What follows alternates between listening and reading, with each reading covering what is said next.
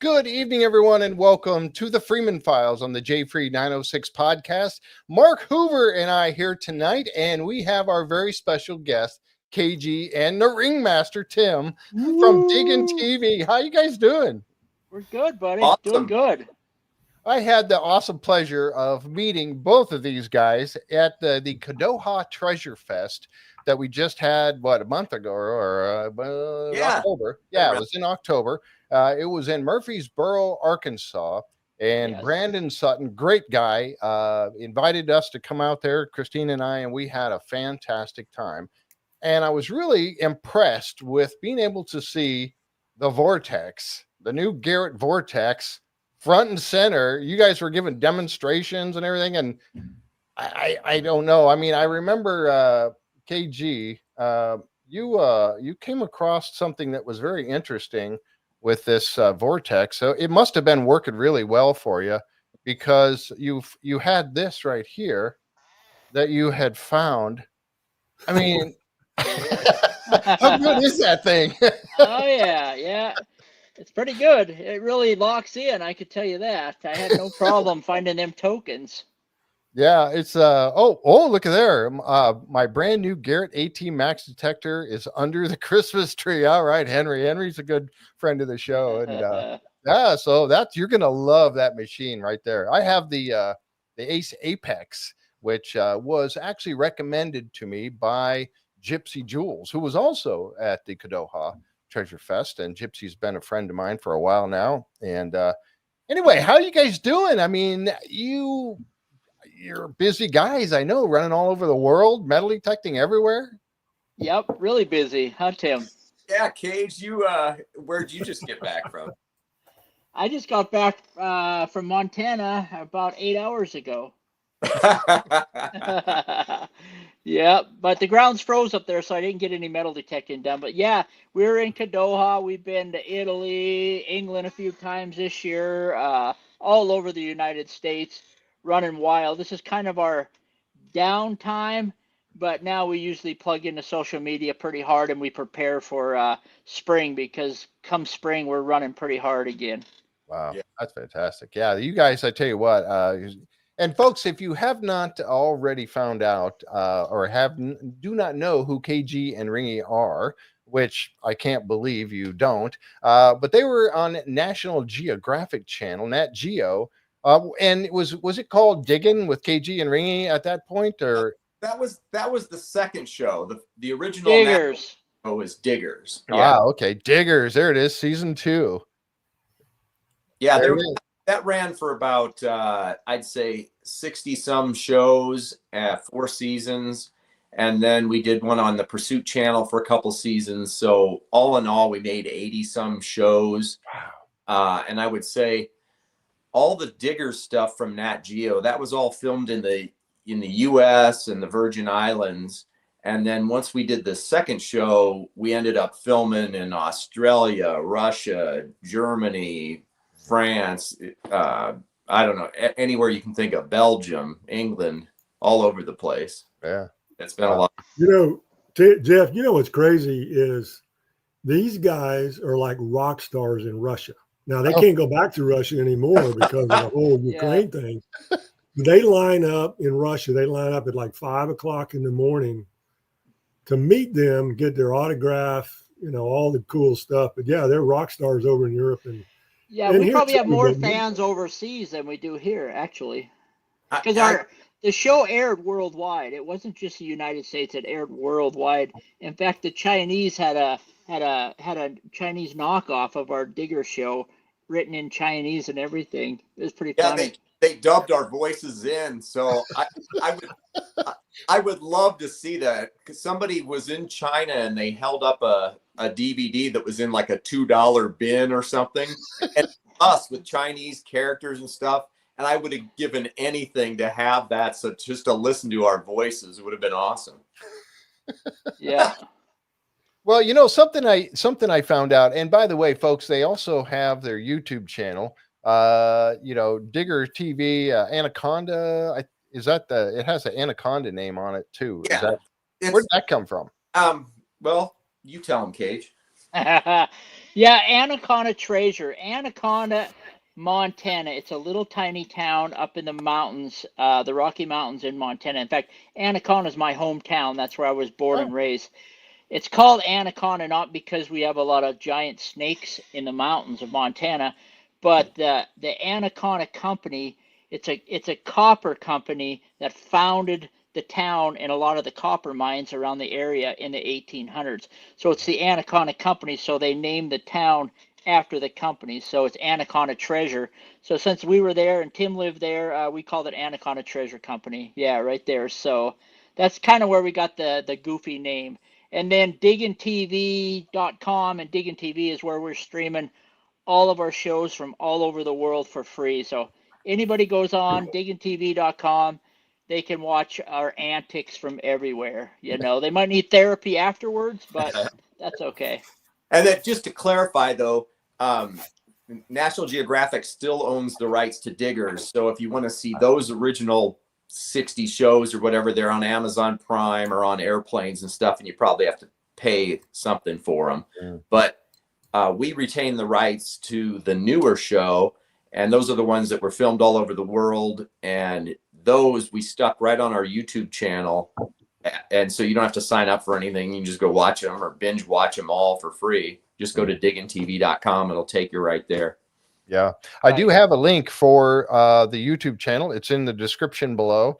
And also there's a link in there for Garrett metal detectors as well that I put in there as well, because I really am very happy with my the first one I ever had. The first metal detector I ever had, my mom bought it at a yard sale. It was a white coin master. And, Really?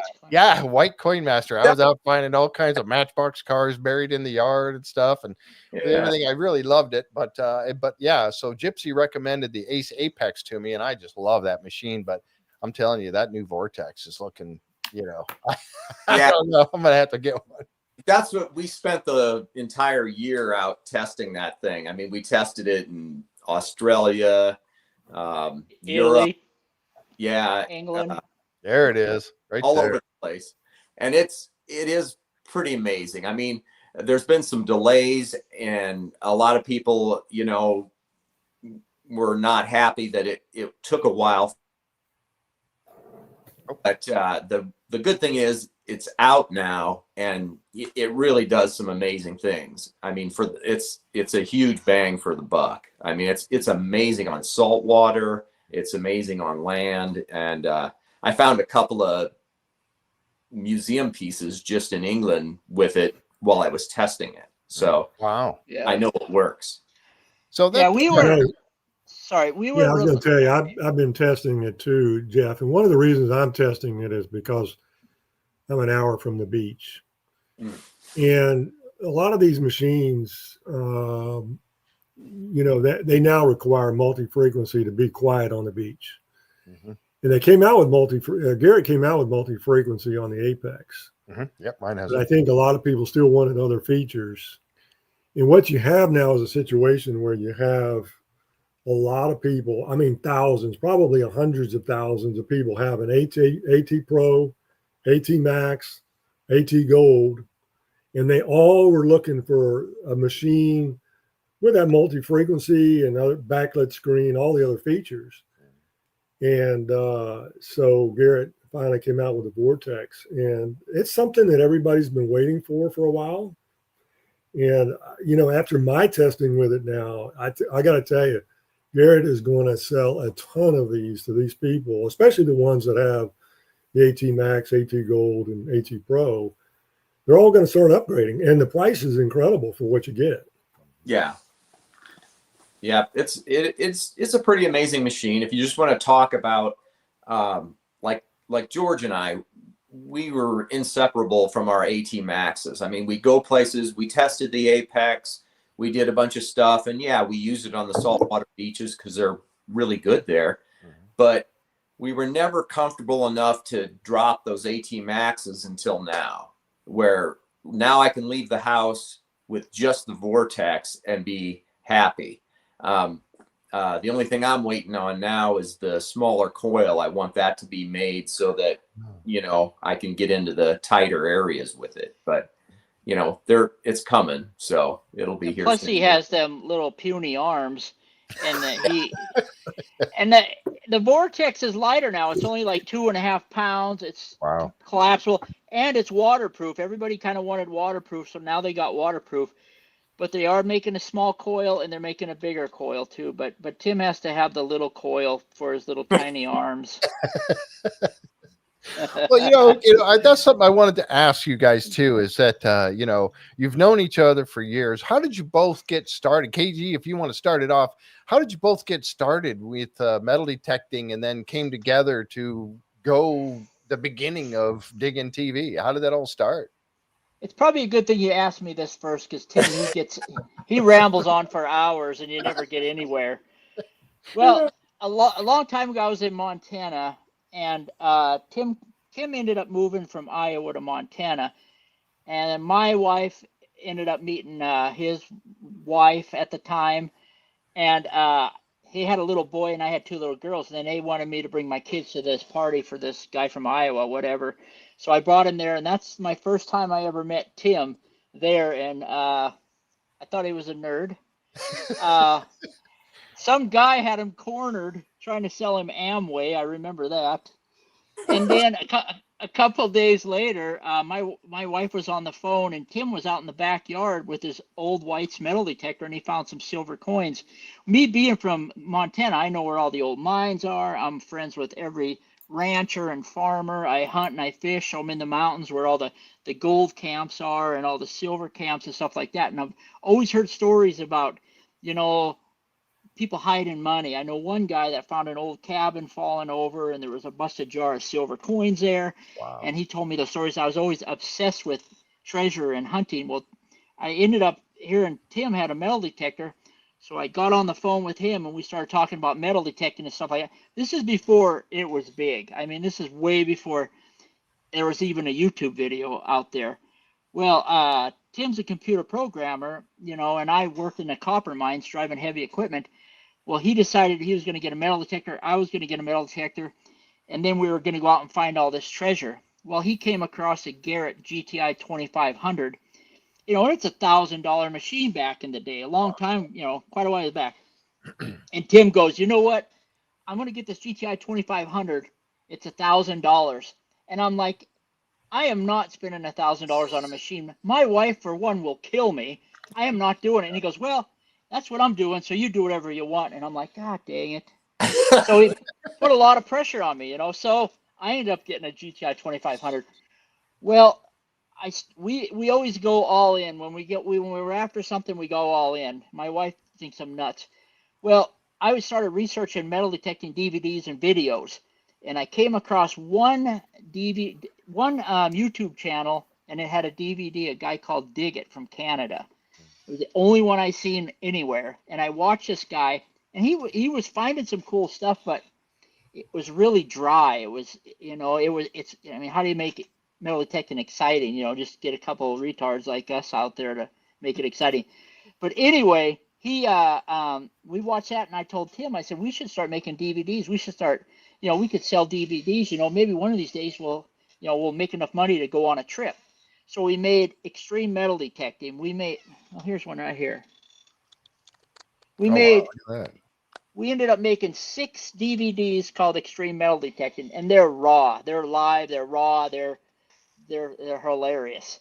But anyway, we made those. We started selling them on Amazon and eBay. And I was working at the mine, and Tim would be working, writing COBOL or software for an insurance company he worked for. And every once in a while, he would message me and say, we just sold the DVD, on Amazon. And we were like, all right, man, we're going to be famous someday. And then pretty soon, we started selling quite a few of these DVDs and stuff. And Tim started putting YouTube videos out as teasers to get people to come and buy our DVDs. Mm-hmm. And we took a trip we sold enough. We went to the Outer Banks. We paid for our whole trip to the Outer Banks.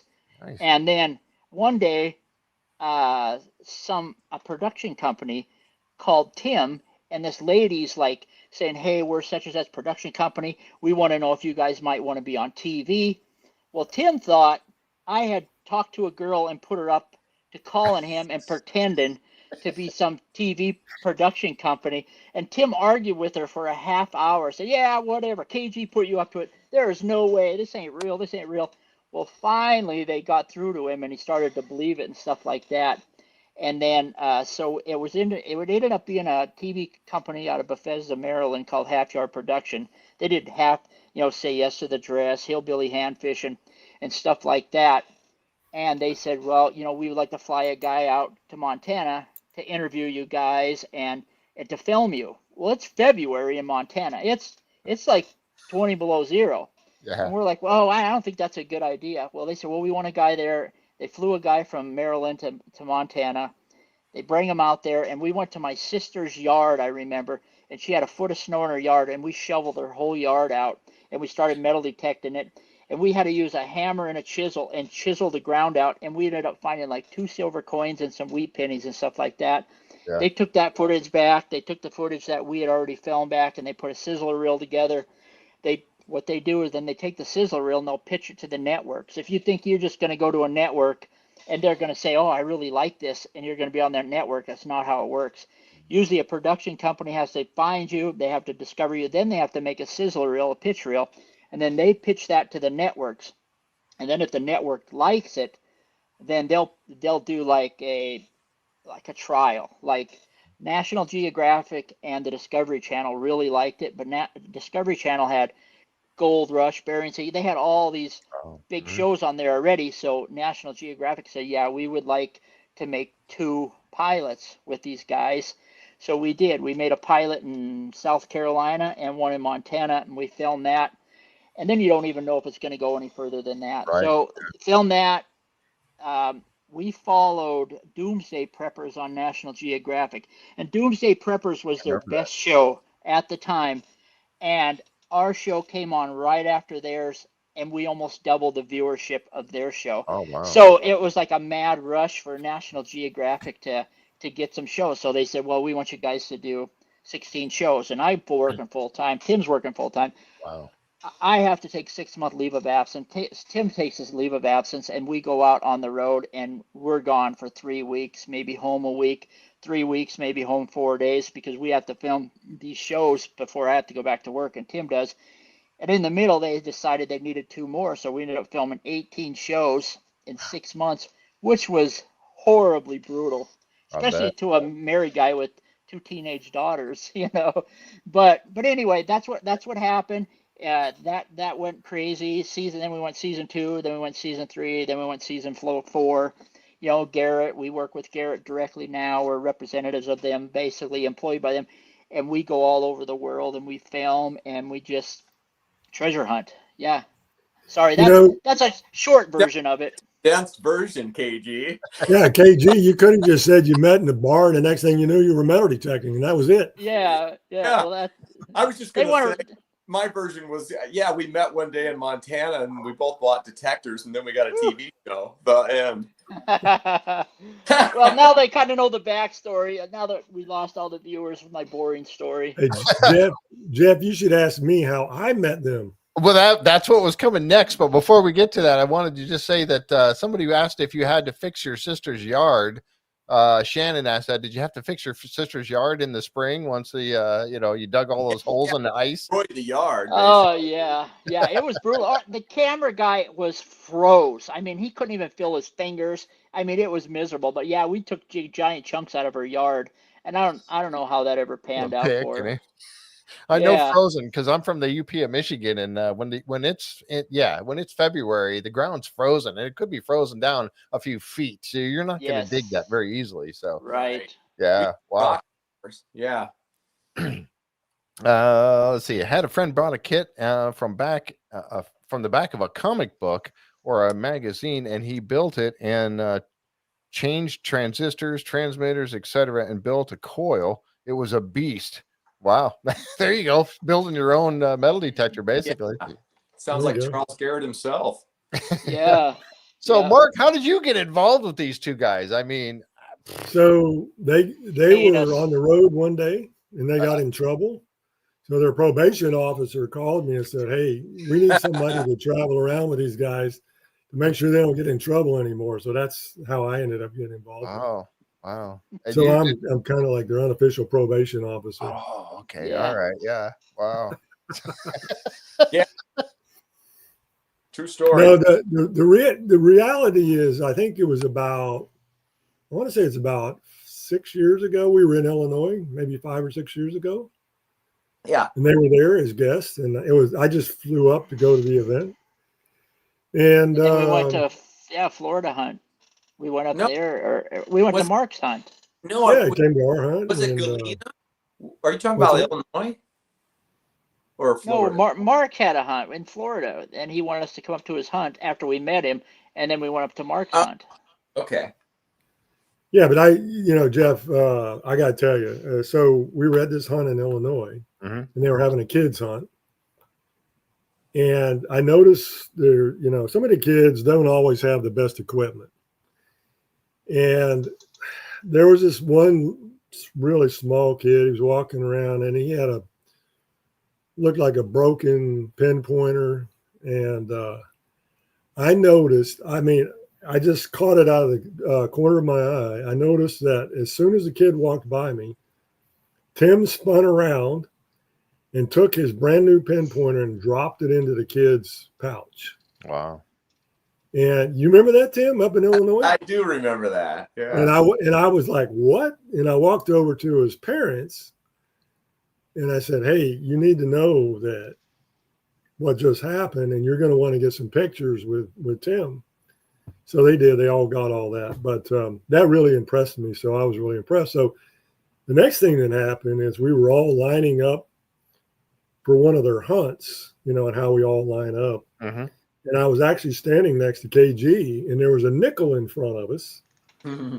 And as soon as they said go, KG pushed me out of the way and reached down and grabbed the nickel. Yep. That's KG. Got in my way. That's how we met. Yeah.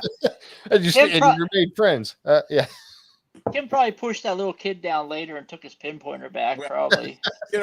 We've actually developed kind of a reputation for a lot of these kids hunts at the events where, we'll enter the kids hunts because we have an advantage. Not only are we expert detectorists, but we're way bigger than they are and stronger. So we can push them down and get all the good stuff first.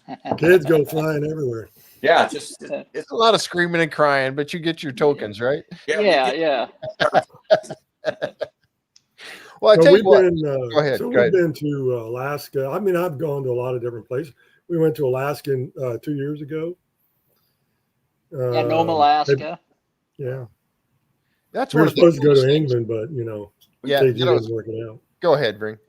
Just Go going to ahead, say, testing a new Garrett's Axiom. It's a gold machine that they had just come out with at the time. So we were up there, trying to find the tiniest little bits of gold with it and stuff. And so we were up there. Mark was up there. A bunch of people we knew were there, and we had a really good time up there. Had good weather in Alaska. Yeah, amazingly. I heard there's a lot of bugs. Was there a lot of bugs? A lot of mosquitoes. Too bad. Yeah, but not to where you were breathing them in, for the most part. Yep. Of course, we went all the way to Nome, Alaska, and I've never had COVID in my life. I go all the way to Nome, Alaska, and I got COVID. Ah, geez. Yeah, me too. I think Tim gave it to us all. Yeah. We all got COVID coming back from Alaska. Oh, yeah. Wow. Yeah, there's a lot of mosquitoes in the UP. That's correct. And the people we meet, we're constantly hugging people or whatever. Oh, yeah. We never got COVID that whole time. Then we go to nowhere, out on top of this mountain, and we all come down with it. Oh, geez. Well, that's, one of the things that I love about watching your shows that you do on your YouTube channel is the fact that not only are you out there metal detecting and you're having a great time, you're very entertaining to watch, but you're also giving us a history lesson. And I find that so interesting because you just a recent one you were out at a castle, and I'm sorry, I don't remember the name of the castle, but it was one of your most recent shows. And you guys are explaining about each era of coin you found and who the king was during that time frame. And you went through and explained all this. And I think that's what's so cool about it is you're not only finding really, really cool coins and and interesting artifacts, but you're giving us a history lesson in the process. I mean, was that your idea, Tim, to do? I know you narrate that pretty much and give all that they're all the good ideas are mine. That's what I kind of thought. Yeah, I usually do all the video work and production work and all the difficult stuff. Planning. And I'm also the good looking one, you know, so I bring a lot to the table in this duo. Right. Yeah. So KG's just hanging on your coattails out there, and you know. Yeah. No. Of course, it's funny because now, since he knows computers so well, I always have really, really good ideas, but I don't know how to make them happen. So I'm like, I'll call Tim and I'm like, hey, what if we do this? What if we do that? And Tim's like, yeah, that's a pretty good idea. And I'm like, all right, make it happen. Well, you probably know that's coming, right? So yeah, so you're prepared to go ahead and make it happen. No, we just the funniest part about this whole thing is, like, you know, KG had his life in Montana, I had my life, and neither one of us were looking for friends, or, you know what I mean? We already had everything we wanted. And when we met, it's just like, yeah, this guy's almost as crazy as I am, you know? And it's like, he was one of the only people I could just say the weirdest possible thing to, and I didn't break him. And I think we recognized that in each other right away, and it was easy to mess with everybody else in a room at a party then, you know, and we just became friends. And then over the years, filming everywhere, I'd say there was probably only one guy, a guy named Warren McGrath in Australia, that we were never able to make just snap over a period of time. You know, I mean, we were out with this guy out in the outback, driving in the dark, and we were trying to make each other laugh, and we were all laughing so hard, and he's driving, you know, it's on the wrong side of the road, but normal for him. But, you know, he's crying so hard that kangaroos are jumping out, and we almost died, you know, because he's trying to swerve and not hit the kangaroos and stuff. But I think that's what makes the whole show work, is that we had that kind of attitude, and, you know, kind of meshed that way, you know? Yeah, I agree. Go ahead, KG. Were you going to say something? I was just going to say, you know, and then on the Net Geo show, you know, we've found so many incredible things, you know, and when you're with a guy, as long as I've been around Tim, you know, and hadn't killed him yet, it's amazing. But we do have a really good partnership and stuff like that that's lasted for years and years and years, and we met incredible people along the way, like Mark and Gary and Lance. We just have a plethora of people that we love now, you know. But during the show, you know, we found a lot of really incredible historical sites. Like we found Randall McCoy's cabin site in Mingo County, West Virginia. They knew where the well was, Randall McCoy's well was, but they didn't know where the house site was. Well, Tim and I went there, and we actually found the house site, and we found carbon-dated bullets on the side of the hill from the Hatfield and McCoy feud. Wow. And because of that, they had a 3-year archaeological dig on Randall McCoy's house site, and the archaeologists came in, and they exposed the foundation. They had Hatfields and McCoys there at different times, helping them expose the foundation. And Mingo County is a pretty poor county, so they put a lot of the stuff we found in a Chamber of Commerce building, and it's generated millions of dollars of revenue for that little town of tourists coming to see the artifacts that we found. And that's just kind of one example. Most of the stuff on the show we found, just so everybody knows, we didn't get to keep it. A lot of the places were so historical that we wouldn't even have been allowed on the property if we didn't donate and give everything back to the community and museums and stuff like that. So that's just one tiny example. I mean, we have so many different stories of so many historical sites that we've been to through the show, and, you know, and with Garrett too. Yeah, that's something I was going to ask you, is what, you know, that is an incredible story, and you've helped out that community as well. But that's where I was headed next, was what's one of the, if you can pick a couple of them, of the greatest places that you've been, the most interesting finds that you've had. Wow. I know, right? Now you got to think about that for a minute. Yeah, well, we've done a lot of things that we talk about. It's like, man, I'd go back there in a second. One of our shows that's on our YouTube channel now was filmed in Canada, completely underwater. And it was an old amusement park. And years ago, they used to like throw coins and stuff, and kids would dive in after them and things like that. And they'd lose jewelry and whatever. Mm-hmm. And we put on tanks. We're both dive certified.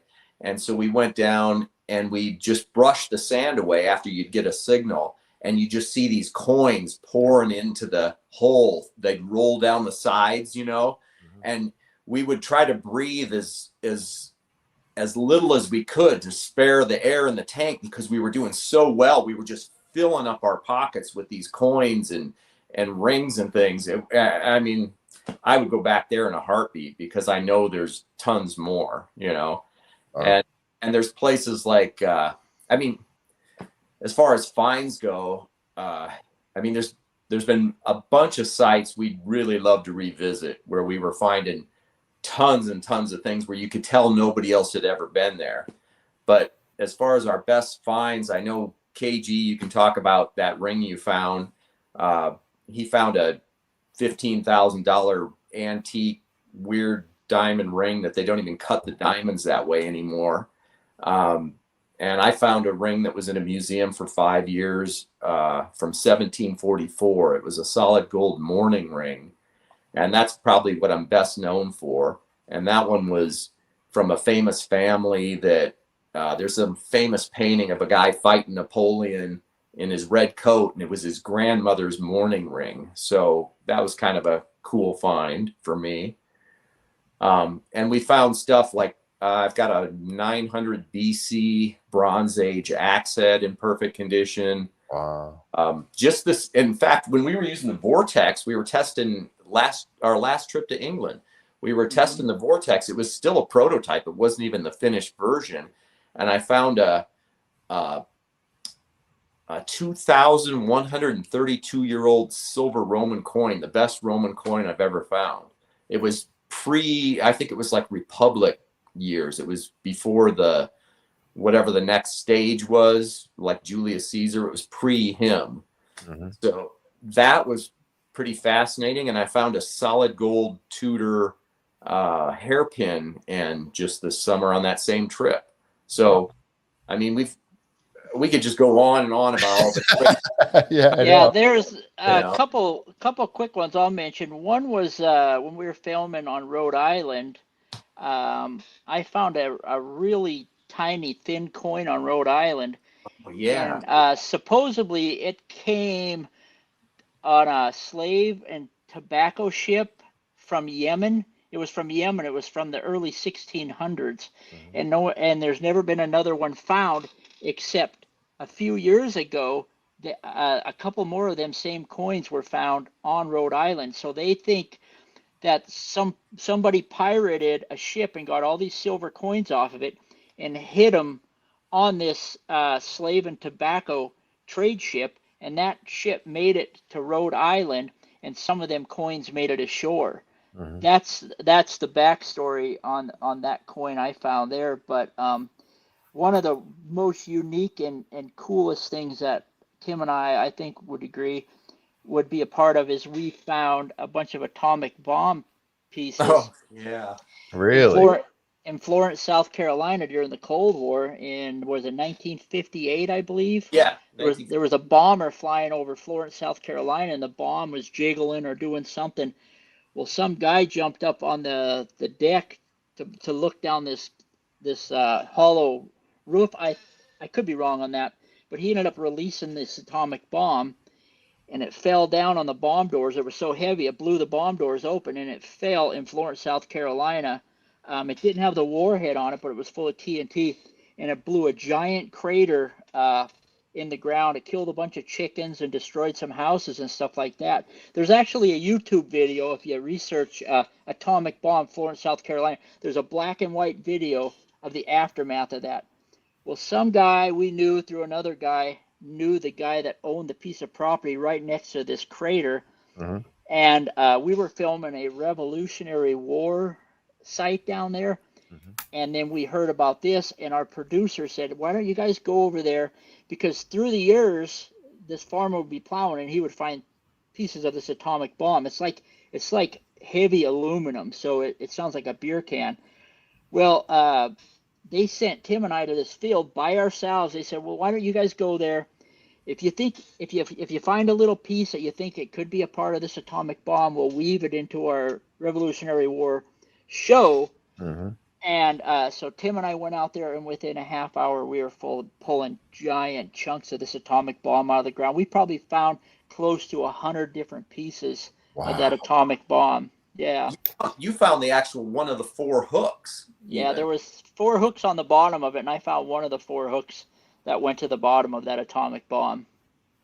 Yeah, Greg Papalo is in the chat. He just posted that he has one of those pieces. Yeah. From Florida Hunt. Yeah. Yeah. And that's a cool example of some of the stuff we did get to keep because, it's always up to the landowner what he wanted to do with the stuff. Right. And this old farmer guy looked at it. He goes, I've got so much of that. I don't want any. He goes, I don't want any of that junk. If you guys want it, go ahead and take it. So I remember we had to fly back, and I'm thinking, how am I going to fly back with these atomic bomb chunks, Supposedly there might be minute traces of radiation on them and stuff like that. Yeah. So I put them in a big bag with some old coins, and I wrote metal detecting finds on it and threw it in my checked bag, and it went right through. I told Tim, I said, we did it, buddy. We did it. Yeah, we smuggled an atomic bomb on a plane. So. Oh, geez. Now they're going to come out. Well, Mark. Now you're going to, yeah. And me too, because I know. The FBI is watching this podcast. Right? Oh, my gosh. Yeah, that's nuts. But, that's the cool thing about it is the interesting places that you guys have been to that, I mean, it's remarkable. And that's something that this podcast has done that for me. It's allowed me to meet people like you guys and Mark and Gypsy and folks like that and Brandon Sutton and folks. But you guys have gotten to meet so many people and go so many places. It's remarkable. Is that like one of the heights of the places you've been? I mean, is it going overseas? I mean, you would think that going over to the UK, you're going to get the dates of things that you're going to find goes much further back, right? Yeah. Way back. Yeah. Yeah. I mean, obviously we had things going on here in the Middle Ages too, but it wasn't necessarily things made of iron. Like, for example, we have like Montezuma's Castle here in Arizona. It's that ancient thing. It was from, I don't know, 11 to 1400 or whatever. And you can still see the little caves they lived in the walls and stuff. And it was a really organized society. So people kind of tend to forget that there was actually stuff going on here. And if in Michigan, aren't you from Michigan? Or? Yep, from the Upper Peninsula, yep. Up there somewhere, there's this ancient copper culture that's like 10,000 years old or something. So Keweenaw Peninsula. Theoretically, it's possible to find some kind of metal that old, but in general, you're correct. All this stuff, like you're finding medieval hammered coins and stuff. Oh, wow. You find that in England every day practically, whereas here it's nearly impossible. KG found that Yemen coin from 1600, and that was like a miracle, Yeah. Yeah, and then and you can see like now you can see how much more advanced everything was in Europe, compared to here as well. I mean, the Romans had sewer systems and glass and every other thing. So they've been losing stuff for thousands and thousands of years made of metal, which like everybody knows that metal tech's here, maybe 200-300 years if you're lucky. Yep. Yeah. Exactly. And when we started out, and it's still fascinating for me. I was a coin guy before I became a metal detectorist, and my favorite coins are the 1800s coins from like the seated coins. And, I remember finding one from 1858 in Montana, and they never settled the Deer Lodge Valley until 1859. So finding that coin was pretty amazing for Montana. But if you show that to a European, they're like 1858, we throw those back in the ditch over here, Literally they do. Yeah. Wow. Oh, Mark sent you a picture of that piece. Wow. Okay. You have to go take a look at it. Yeah. So, Of what piece? must be the bomb. The bomb. Mhm. Oh yeah. Greg Atomic bomb. Papala's piece of the bomb that you guys found.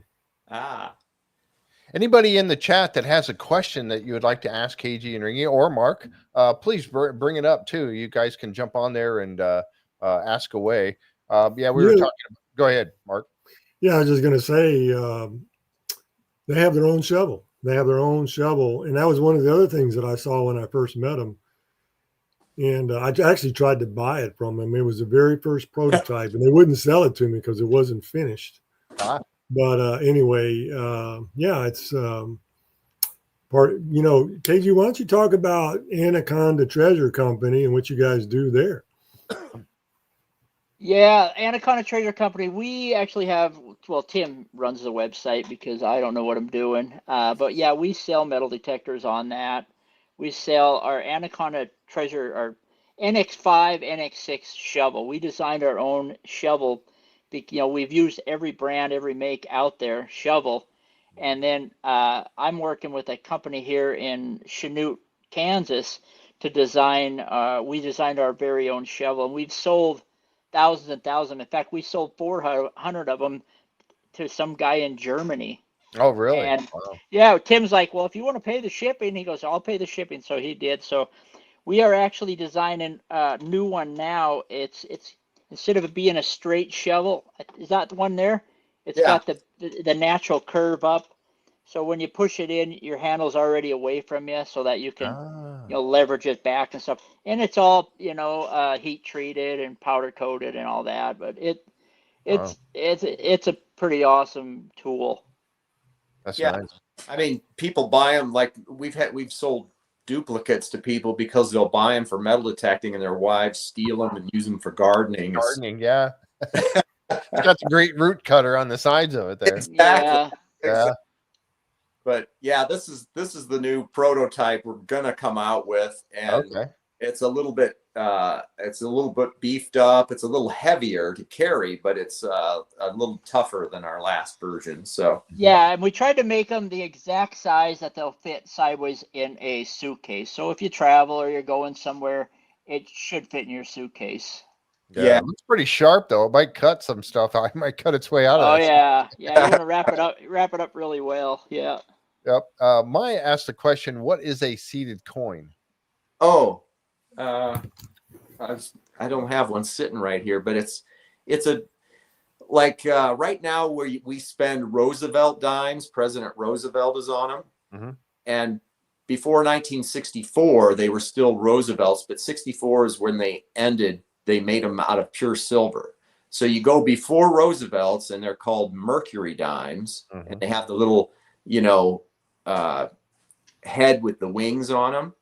And then before that, a guy named, I think it's Joseph Barber, whatever his first name was, his last name is Barber. He designed the dimes before that. And then before that, it was Lady Liberty sitting down on something with a shield. It's kind of a ripoff of the UK's, the back of the big pennies from the UK. They had their version of whatever it was called, Lady Liberty. But anyway, we have our US Lady Liberty, and that ran from like 1938 to 1892, I think, pretty close to those dates. And it's just one of my favorite designs, and they're really hard to find in Montana. And, we found maybe, 20, 30 of them amongst ourselves, That's cool. Tim, did you find a boob coin, Tim? I did. I found a boob coin. Yeah. Really? Tell them what a boob coin is. Okay. All right. Now we're getting risque. Now we're gonna get some views. Yeah. Now the viewership's gonna just skyrocket. Yeah. So back before we were, how it's the U.S. is kind of prudish a little bit, the Puritanism and everything needed. You couldn't have women show, ankles or anything, and then eventually got a little looser, and you got to the Roaring 20s where things were a little bit more permissive. in 1916, I think it was, is when we changed from the barber coins again. We changed to mercury dimes, and then the quarters changed to something called a standing Liberty quarter. And it had a really beautiful design with Lady Liberty standing up between these two cabinets or whatever. It's probably my favorite coin of all time. Of course. Yeah. But in that first year, her dress was draped over and one boob was exposed. And it was just an artistic. Mm-hmm. Oh, and now he freezes. Oh, there it is. Yeah. Yeah. So anyway, during that very first mintage year, they had that only one breast covered and the other one was exposed. It's artistic and, you know, a beautiful thing of Lady Liberty. But then you got all the church ladies got upset, and then they, you know, the next year they had to cover the other one up, and from then on it was all covered. Mm-hmm. So, you know, if you find one from that first year, you can, you know, you find a boob coin. Yeah. I found one on the TV show, so I think you were in Kentucky. I remember when you found that. Yeah, I was pretty jealous. I wanted a boob coin after that. Jeff, speaking of boob coins, let me show you this. Oh, what do you got here? Oh yeah, we got that. Gary Penta. We got to talk about Gary Penta. He's one of our buddies, and he is an amazing artist, and he does all kinds of crazy creative things. And since 2007, way before we had a show, KG and I, you know, being full of ourselves as we are, we decided we needed our own money and started making coins with tokens. They're little trade tokens. Mm-hmm. And we started making them, and now we have a whole series of them. And Gary put them together in some of these displays, and we raffle them off at shows and stuff, sometimes for charity, sometimes just, you know, for us. But well, we originally made them and we were giving them out, but then we got the bright idea, like everywhere we go, everywhere we metal detect, we're gonna bury these and throw these coins out for other people to find. Nice. And we have thousands and thousands of them all over the world now, and we're constantly getting messages from people all over the world that find them coins now. I've already I was just in August. My wife and I we were talking about Warren earlier. We were staying with them in Australia just last August, and we were hunting on the beach with the Vortex, testing it. And I dropped 2 or 3 of them out there, the brand new tokens from 2024. And by the time I got home, I already had an email that said, "What is this?" Some metal detectorist had found it already. Yeah, so, we made sure we made them out of brass. Sorry, Mark. We made them out of brass so that they would never rot, too. So they'll be there forever. Great. So the other part of that story is, if they ever stay in your house, you can be guaranteed that you will find their tokens for months in all places of your house. You look in planters, you look in cupboards, all through your house, you're going to find these tokens. So what did you call those? A 2 boob coin? Is that what you were calling? Mark? Yeah, I thought Mark was it. That's what he was calling. I get it. Sorry. We need a boob coin for our next token, Tim. There you go. Yeah. We actually did do a knockoff one year of that coin because I like the design so much of it, but we use like a lady of the evening and kind of modified it. So yeah. Nice. One of the questions that popped up here, Fran asked, so back when we were talking about the diamond, the ring, I guess it was, and miners cut diamond. Fran was questioning, what is that? A miner's cut diamond. Yeah. You were talking about the swan ring that had a diamond that had a miner's cut, or I just said they cut the diamonds in a way that they no longer do. Yeah, they can tell how old the diamond is by the cut of it. I don't know. Okay. I don't know what the actual cut was called. I just know that they no longer do that anymore. Yeah. That's how they could date how old the ring was. They figured it was 150 years old or so, just because of the shape the diamonds were cut in. Okay. Interesting. So, going with all the places that you've been, I have to also ask, and KG, if you would, what's one of your most precious finds, something that you've found that you have just, it's like the one thing. And when somebody asks you the same question, what do you tell them? What's the one thing? One of the things that meant the most to me, of what I do is Tim and I were filming a show in Utah. No, where were we? Somewhere out west. Yeah. We were filming Evel Knievel's jump site, and when this old farmer, he lost his wedding ring. It was a gold wedding ring. Him and his wife had matching peace symbol wedding rings that the best man made them and gave them. Well, we were filming a show up in Idaho on Evel Knievel, and somebody knew somebody that knew about this guy losing the ring. So they had us come out to the farm and see if we could find this ring. So Tim and I, we show up there with 3 production vans, and this is a big, a farmer that's really proud, and he looked like he was very embarrassed to even have us there. So he was a big, proud cowboy. Well, he told us, he was throwing hay over the fence, and he thinks he might have lost it there. He said they got enough money, they could have made another ring just like it, but they wanted that matching ring to his wife's that the best man got him. Well, we looked for about 2 hours, couldn't find it. Everybody kind of moved off in their own direction. Tim went over to the yard, and he's digging up old toys from his family when they were little tiny kids. And I was all by myself over by this metal fence, and every time I would swing up against the fence, I would hit the metal and it'd make my machine go off. And in one little spot, I hit the metal on the fence. It made my machine go off, but I caught a little beep when I came back across the other way, and I kept getting it. And I dug down there. Nobody else was there except the camera guy, and I found that guy's giant gold wedding ring, and nobody knew about it. We didn't tell Tim. We didn't tell anybody, just the camera guy that filmed it and the producer. Well, at the end of our shows, we would set everything on the table, and then we would, do a big reveal at the end of our TV show. Mm-hmm. Well, we laid everything out there, and Tim was taking toys that his kids played with 20, 30 years ago, laying them on the table, and they were just amazed by all of that. Well, at the very end, I reached into my pocket, and I pulled this guy's ring out, and I said, "Oh, here, Ed, I found this too." And I held it out, and he held it out. I dropped his wedding ring in his hand, and that cowboy melted. I mean, he just about hit the floor. He couldn't catch his breath.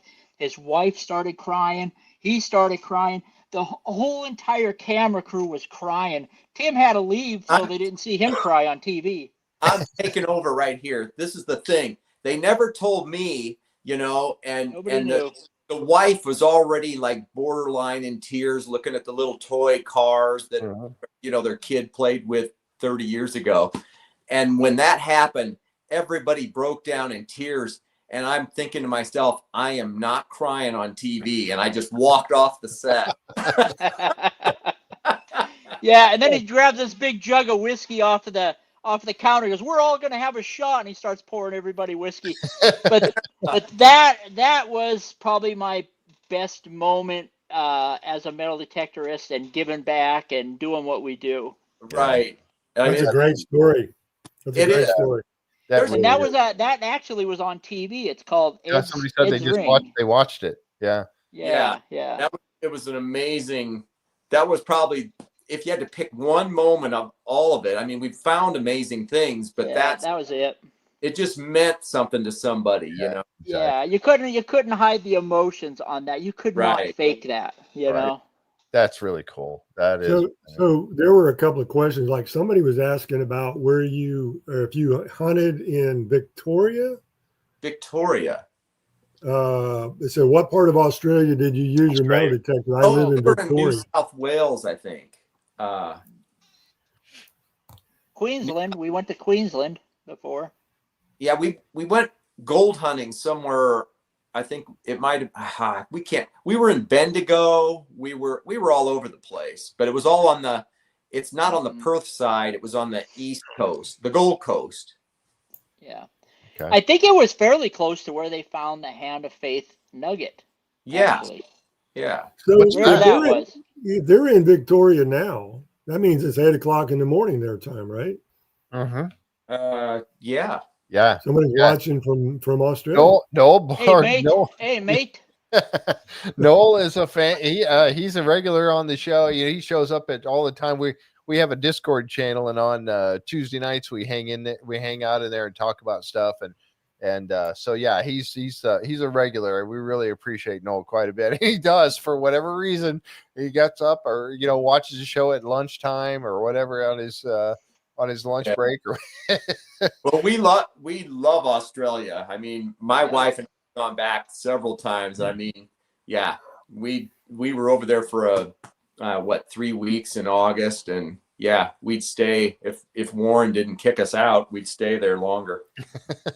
Yeah.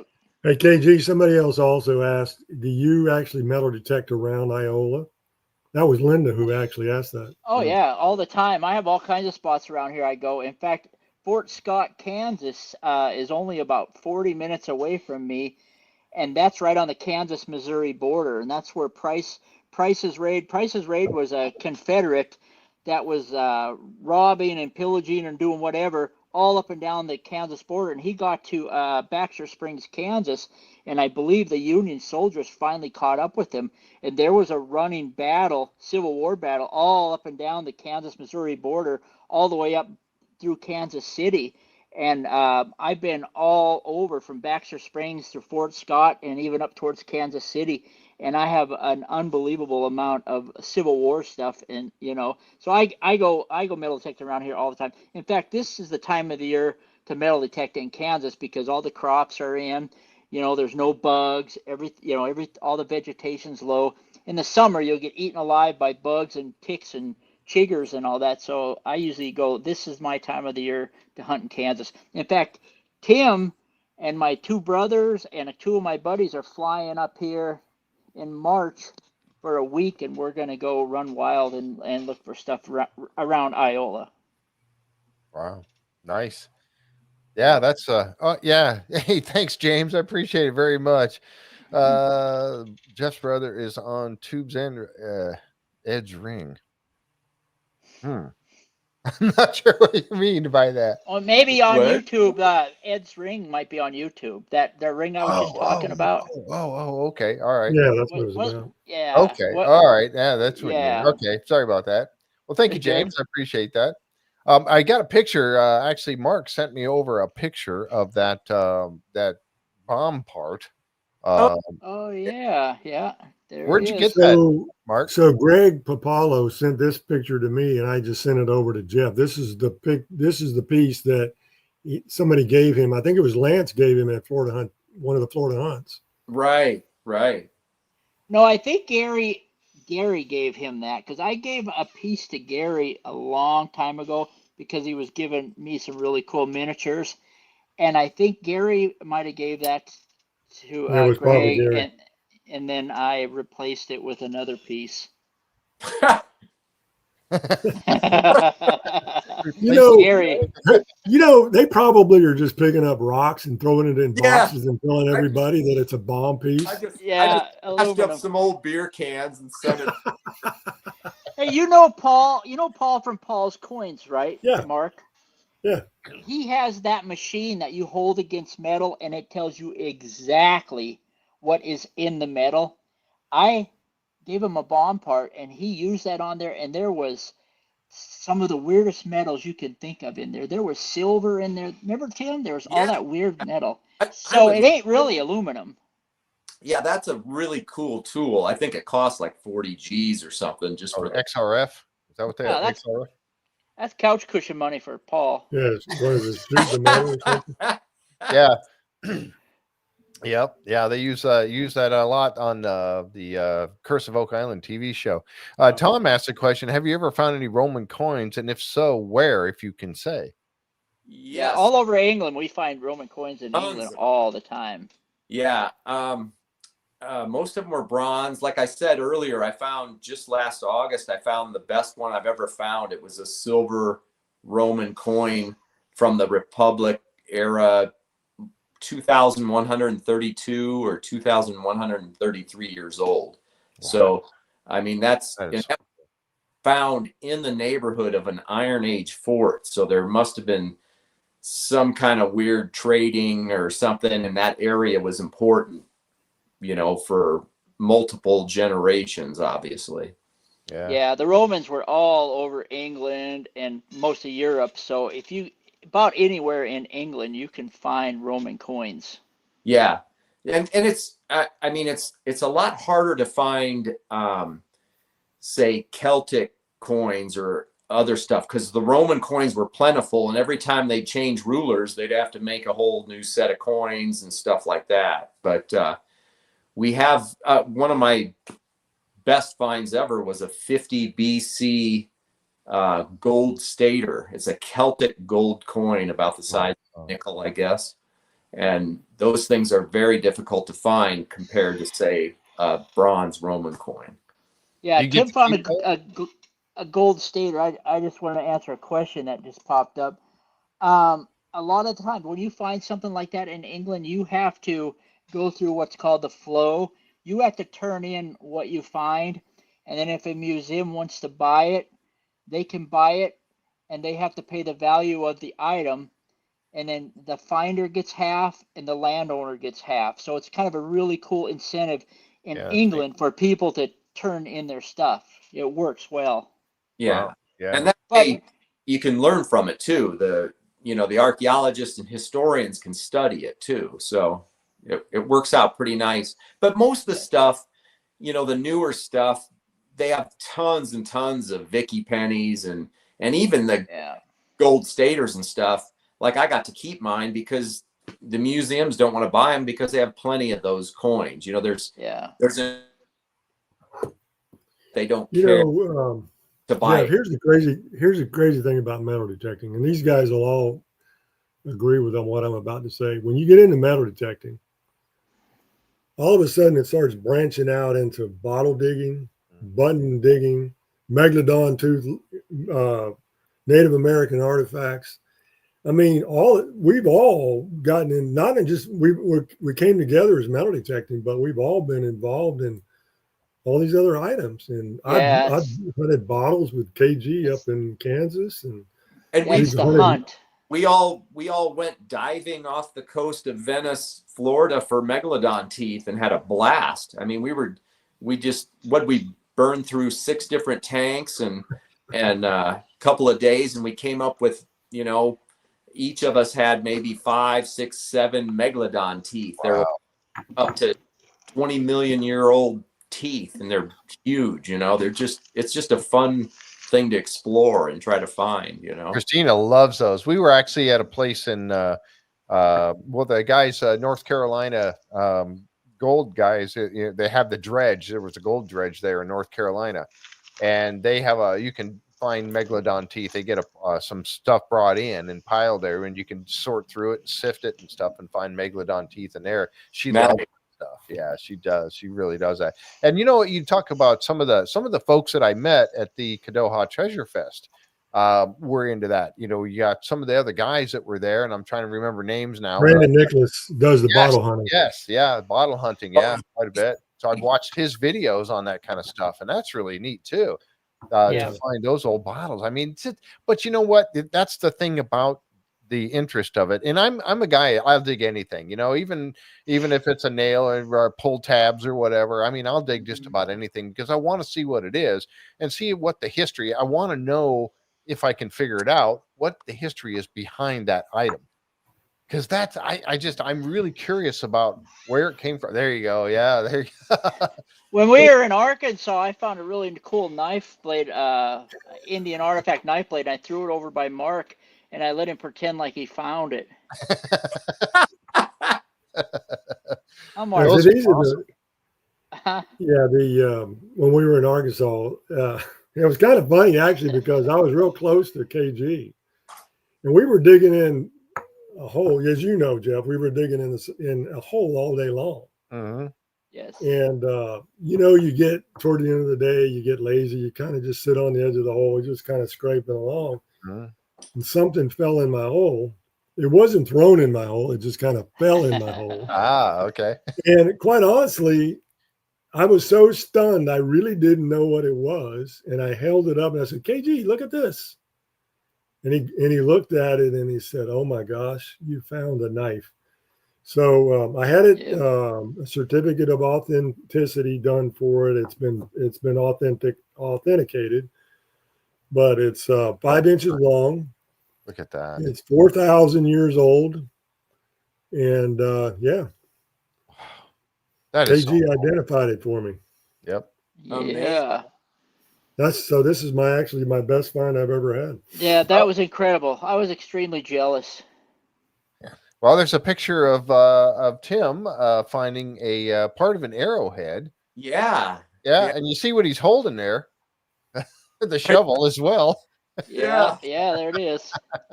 That was a lot of fun, and that was something that it was kind of an add-on. Brandon had mentioned it to us and said, hey, you guys want to stay another day, because we were planning on leaving on Sunday, stay another day, and we're going to go out and look for these Indian artifacts and whatnot, and that was so fun.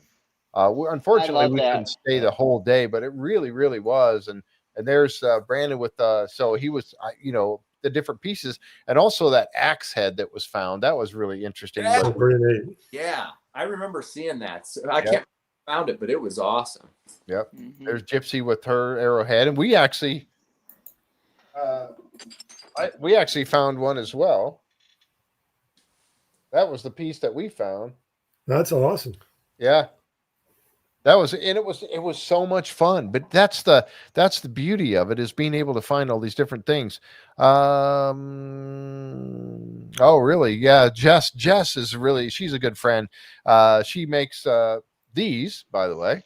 Let me get that picture here. I'll come back to that. She does this laser work and this is a glow in the dark tumbler. It's got my logo on it. She does these for us. Oh yeah. She just did a bunch more, and she's going to be sending them out to us, but she also does some work for Rick Lagina from Curse of Oak Island. Rick is cutting and polishing the low grade emerald I found at my parents' landscape. Wow, very nice. So Brian Bradshaw posted that he found a paleo site. Where does he live? Yeah, no, I don't. There it is. I found a paleo site with metal detecting and a ridge line. A huge tree fell and exposed a turtle petroglyph. Wow. Changes my focus. Yeah. Oh, okay. So he's in Tennessee. Okay, that's cool. Yeah. Have you guys metal detected in just about every state, or do you go through and like mark them off as a where you've been and all the different? We've been to an awful lot of them, but I don't think we've ever been to Oregon for some reason. I just don't think so.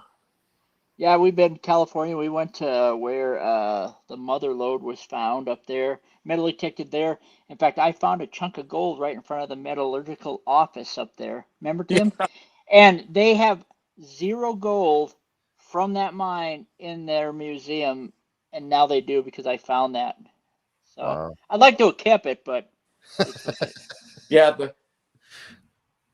the piece he found, he blanked out here for me. I don't know if he's on. You there, Kate? Yeah. You hear me? Yeah, we're all here. Now, you just blanked out on my screen for some reason. But yeah, I was just going to say, the piece he found, you could tell had been mixed in a, one of those crucibles or something. It wasn't raw gold. It was like a sample or something, and it had melted, and somebody somehow lost it, and he discovered it.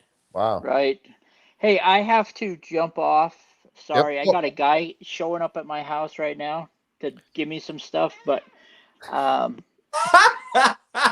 bags of gold?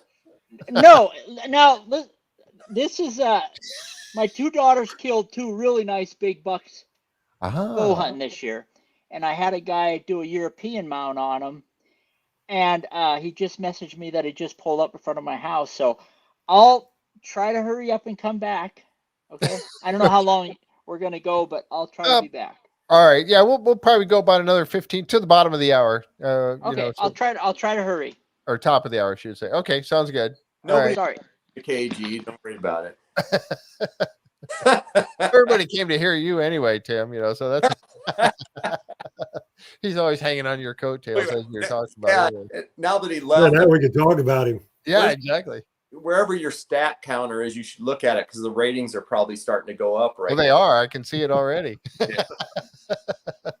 Well, in all seriousness, if you look at, I mean, his building outside of his house, what do you call it, the man cave? The man cave, Is yeah. just full of, things that they have, deer heads, moose heads, elk heads.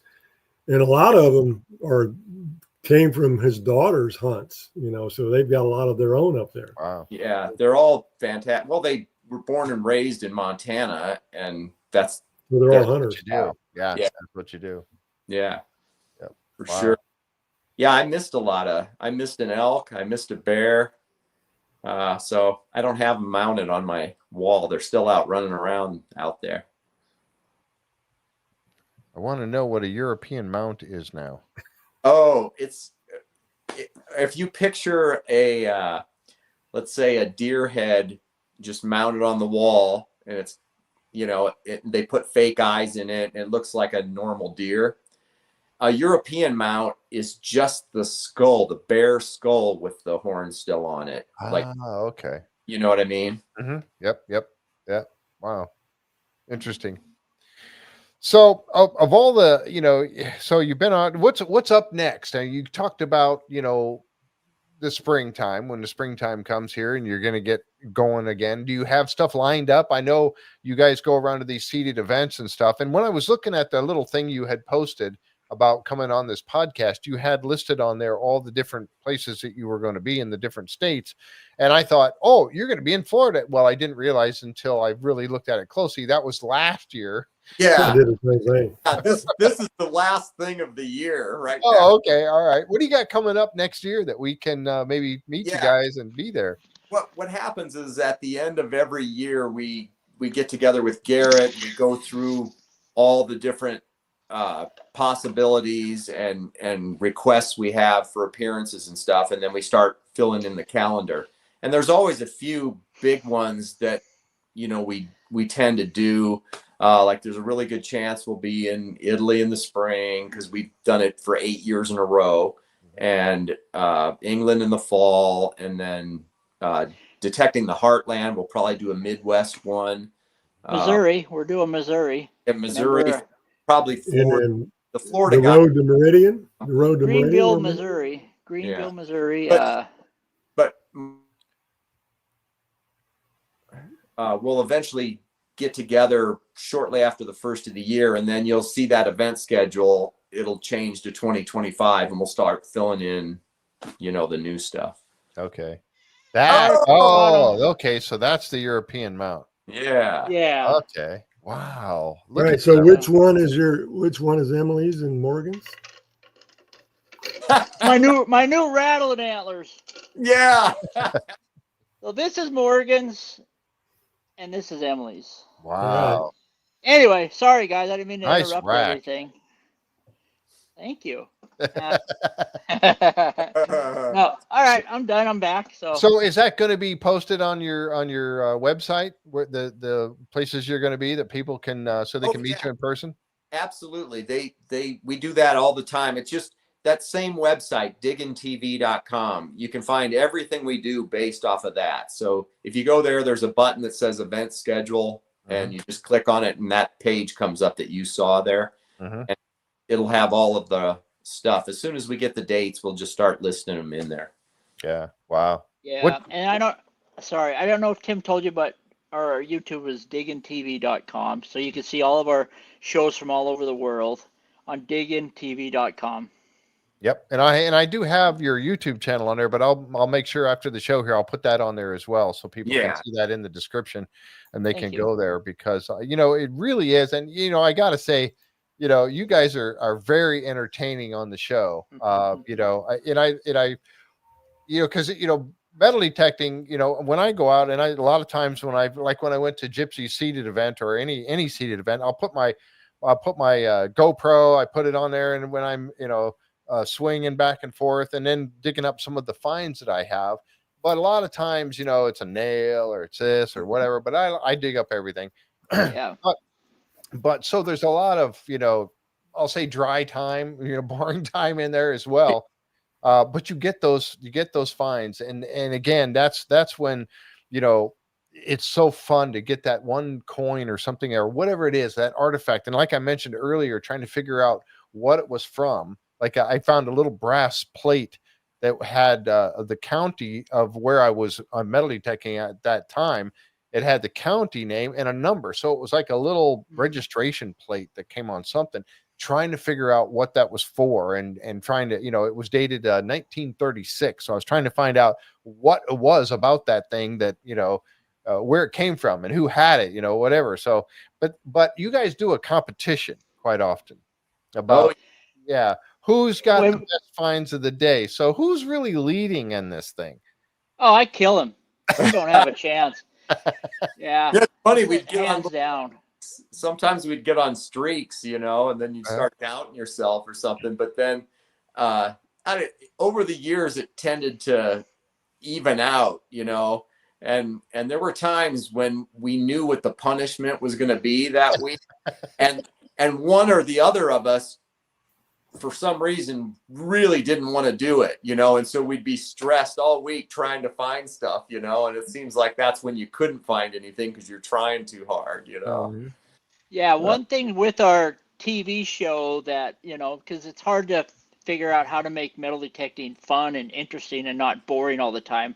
We had a bet payoff. Whoever found the best thing, the other guy ended up having to do something dumb at the end of the TV show. It was kind of like the grand exit or whatever. And the very first show we ever did was in Montana.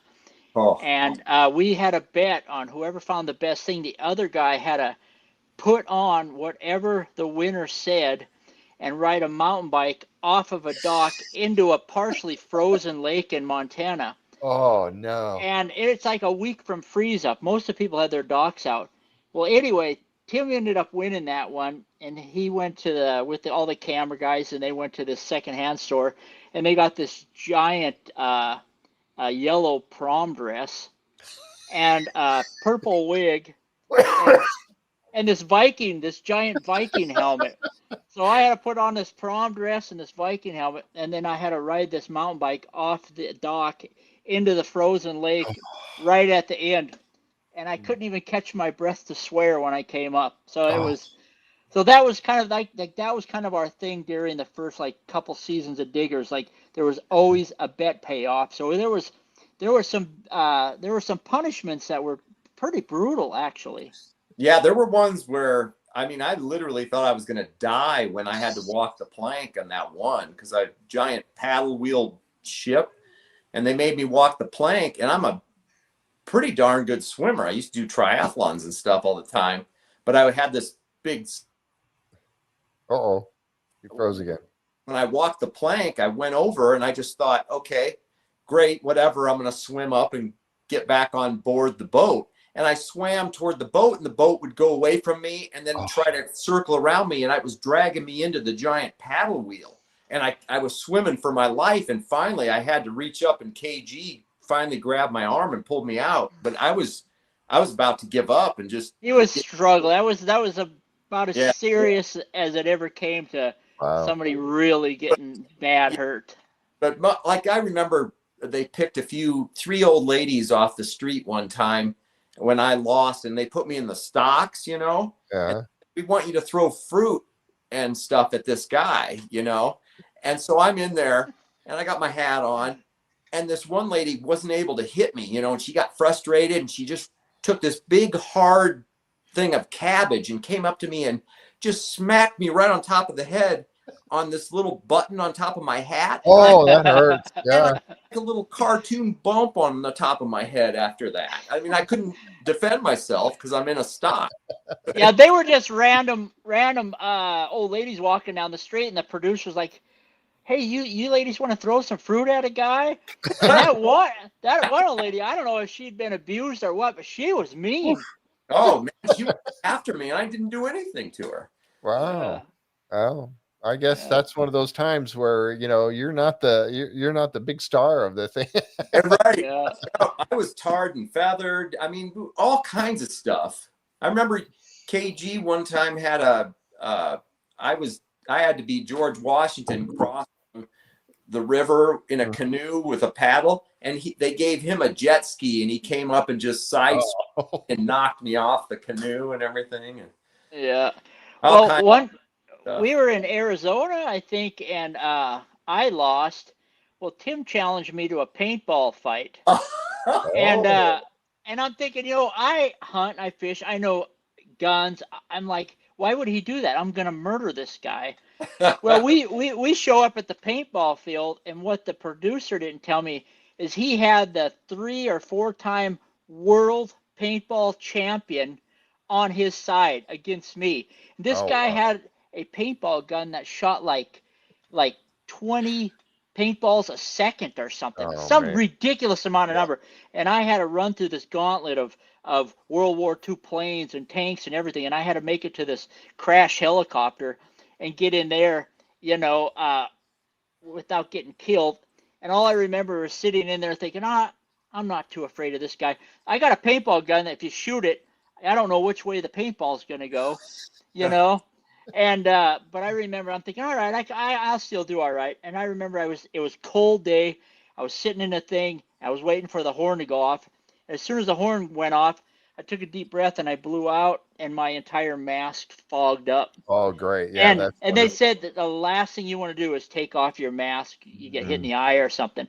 Yep. And I remember trying to clean it off and just like feeling my way through there. By the time I got done, I had bruises from my ankles to the top of my head from paintballs. Yeah, you get welts. Yeah. I played a lot of paintball back in the day, and you get some pretty good welts. Yeah. But that was. And you guys don't do that anymore, though, right? You don't do the challenge. No, we're old now. We put out there's not just TV shows. Like there's 20 some of those worldwide TV shows at diggintv.com, but there's also, when you go there's a box that says TV shows, but there's also some for what we call quick hitters or our other videos where it's just not full-length TV shows, but just little. Sometimes they're how to use the machine. Right. Sometimes they're just 1 or 2 quick finds that were interesting, and we talk about them. So there's all kinds. There's like 100 other videos besides our TV shows that are just, smaller, shorter things. And then again on Instagram at Ringmaster Tim, and KG's on Instagram, and we have a bunch of short reels and stuff like that. Sometimes they're just a photograph or something, and it's something we found that's kind of interesting. So, you don't have to sit down and devote a half an hour show, devote yourself a half an hour to one show or anything, It's still fun to do that, though. I mean, I think, like I said, I think you guys are a lot of fun. You're very entertaining. And I got to meet you in person when we were in Arkansas. And it was really, honestly, it was my pleasure to meet you guys, truly. And, that's nice. And Mark told me, when Mark and I've known Mark for a while now. I had him on the podcast a while back, and then with Gypsy and Donna McCauley, and then I got the opportunity when we went down to Florida. I got the opportunity to metal detect with him, and he was actually giving me tips and pointers on how to use my Apex. And we went out to an old, I think it was an old lumber mill? It was an old abandoned lumber yard. And we did that and worked out there. And so I'm coming back to Florida. We're going to be heading out here at the end of the month. So I hope, Mark, you and I can hook up again and do some metal detecting. I want to hit the beaches too as well. And if you go with Mark to a Boy Scout campground in Florida, make sure you bring bug spray, because we went with Mark on an expedition, and we had 2 groups. We had Tim's group and my group. Mark was on Tim's group. My group kicked their butts. But anyway, we were sitting down to eat later, and all of us were covered in ticks. So bring your tick spray. I'm Mark. Indeed. Yeah. The tick's bad all year round down there, right? I mean, it doesn't matter, Mark? Well, not all the time, but they are. When it was during the spring, and they were just coming out, so they were everywhere. Yeah. It was just an unfortunate thing, but I don't think anybody got out without 1 or 2 at least. And just to be clear, we were tied on this competition. No. And all of a sudden, KG pulls out the oldest coin, a Chinese coin from like 1,000 years ago, and like, that's fake. I had to take it to a coin dealer to They get it definitely- authenticated to make sure that it was real. I still don't recognize the authority of that declared victory. Hey, you're good. You're good. Now, he would have had that in his pocket before he ever got there, would he? He wouldn't do something like that. No, would I think he's legitimate. I mean, I US took Boy Scouts was I found. took the they eBay sticker off he? it. Oh man, yeah. Well, Wow. Pete, I don't think they're going to Oak Island. There's somebody already working that place, and doing his work over there. Besides, we'd find it. Yes, yeah, exactly. And then the show would be over. Yeah, right. They don't want that. They want to keep it going. So yeah, exactly. Back when the show was running, and I remember getting at least once a week we'd get an email that says, "Why aren't you guys on Oak Island? Because you guys actually find stuff, you know." And it's kind of it's like, well, nobody's asked us. Well, it would make it a lot. I do like the show, and we talk about it. I have a podcast. We talk about it every week when it's in season, and so we do like the show quite a bit, and the folks that are watching also. But honestly, and Gary's pretty funny. I mean, most of the time he'll come up with some quips here and there. But honestly, you guys would bring a level of entertainment to the show that it needs. Quite honestly, yes. It needs badly. Yeah, that's it's kind of hard to get two weirder guys than us, but we have met Gary, and Gary's a pretty cool dude. We've done a couple of events with him, Yeah, but if they went to Oak Island, they would probably be kicked off to the show after the first episode. Oh, probably. Yeah, some would go wrong. Yeah, the rates would go up though. I think so. Right. Yeah, I think it would. There'd be protests putting you back on. What's that? Yeah. There would be a lot of protests putting them back on the show. Are you guys? Well, Mark was saying something about the Canadian. Are you guys allowed in Canada anymore? I mean, I don't know. I think Tim can go, Mac. It's been like 4 years, so I think he can go back to 4-year things up. So I think he can go back. Yeah. Your passport's been renewed? Okay. Yeah. That's great.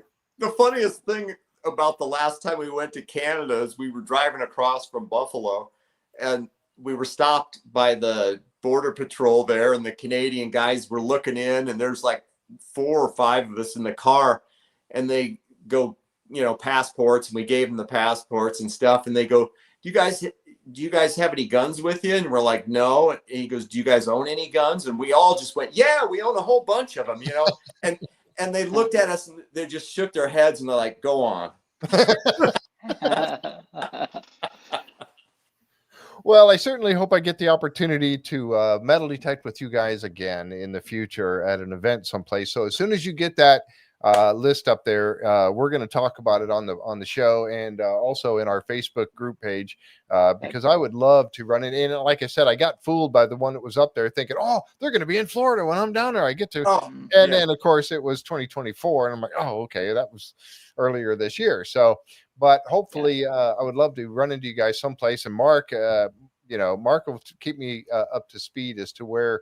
The big thing, he's the one that told me about Kadoha. And he told me, he says, Jeff, if you want to meet the who's who of detectorists, you want to come down to this event and down there. And he put me in touch with Brandon, and it was an awesome event. Really, really, and well run. I mean, he did such a him and his crew did such a fantastic job on that whole thing. And you talk about the kids, and they had the kids area and and I think that is wonderful that you guys do. And I watched as, things were happening. I watched how you guys were working with everybody that came up to you. You were happy to talk to them and show them things, and the kids and everything. I applaud you guys for that, because it's one thing to be, superstar TV guys, and all that kind of stuff, but also to be such great dudes. You really are. And I really appreciate that in both of you. And it was an honor to meet you there. I hope that we can do this again someday and have you on the podcast. And Mark, thanks for hooking me up with all this. I mean, really. And again, I look forward to coming down to Florida and swinging that. Mark. Mark, we love Mark. Mark's down there. Yeah, Mark's over there. They ruined my life, so I might as well have them ruin everybody else's. Well, I'll tell you what. Go ahead. I was gonna say we appreciate you and having us on the show too, and the nice words. So Well, yeah, thank you. Yeah, it really is. It is my honor to have you on. Thank you so much, guys, for coming out here. And thanks, folks, for joining us here tonight. Had a great time, a lot of laughs. I know that everybody enjoyed it. If you haven't already, please subscribe to the channel and give us a thumbs up if you like the content of the show we did for you today. And again, thanks, guys, for being here. Hang out for just a minute and we'll wrap this up. But again, thank you, Mark. We'll catch you next time, folks, right here on the J Free 906 podcast and the Freeman Files.